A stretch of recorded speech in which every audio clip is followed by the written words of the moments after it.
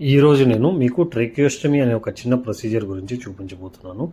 చాలా వరకు క్యాన్సర్ పేషెంట్స్‌లలో మేము ట్రేకియోస్టమీ అనేది చాలా సర్వసాధారణంగా చేస్తుంటాం ఇలాంటి సర్జరీ. ఇందులో ఫస్ట్ ఏందంటే మత్తుమందు ఇస్తాము.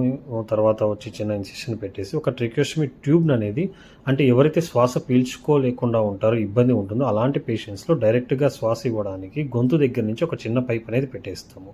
అవి రకరకాల సైజుల్లో అవైలబుల్ ఉంటాయి. ఆ సైజులు చూసుకొని ఎవరికి ఏ సైజు పెట్టాలో చూసుకొని దాన్ని బట్టి ఆ ట్యూబ్ అనేది పెట్టేస్తాం. ముఖ్యంగా ఏదైనా గొంతులో ట్యూమర్స్ ఉన్నప్పుడు కింద బ్లాక్ అయిపోయి లంగ్స్‌లోకి శ్వాస తీసుకోలేనప్పుడు డైరెక్ట్‌గా మనం గొంతు దగ్గర పెట్టేస్తాము. లేకపోతే కొంతమందిలో ఎక్కువ రోజులు వెంటిలేటర్‌లో ఉండడం వల్ల అలాంటి పేషెంట్స్ కూడా ఇలా పెట్టగలుగుతాము. ఇంకొకటి ఏంటంటే ఎవరైతే కూడా లాస్ట్ స్టేజెస్‌లో ఉంటారో వాళ్ళకి ఎప్పుడైనా కానీ శ్వాస ఇబ్బంది అవుతుందో అలాంటి పేషెంట్స్‌లో కూడా మనం ఇలాంటి చిన్న ట్యూబ్ అనేది పెట్టడం జరుగుతుంది.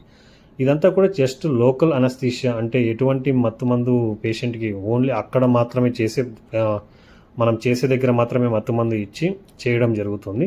దీనికి జనరల్ అనస్థీషియా కూడా అవసరం లేదు. చాలా సింపుల్ ప్రొసీజర్, ఓపీడీ ప్రొసీజర్. కానీ చాలా ఎమర్జెన్సీ ప్రొసీజర్. వితిన్ మినిట్స్‌లోనే అంటే 2-3 మినిట్స్‌లోనే ఈ ప్రొసీజర్ మొత్తం కూడా కంప్లీట్ చేసేయాల్సి ఉంటుంది. సో, ఇలాంటి పేషెంట్స్ ఎవరైనా ఉంటే లేకపోతే మరింత సమాచారం కావాలి అనుకుంటే కూడా మమ్మల్ని కాంటాక్ట్ అవ్వచ్చు. మరింత సమాచారం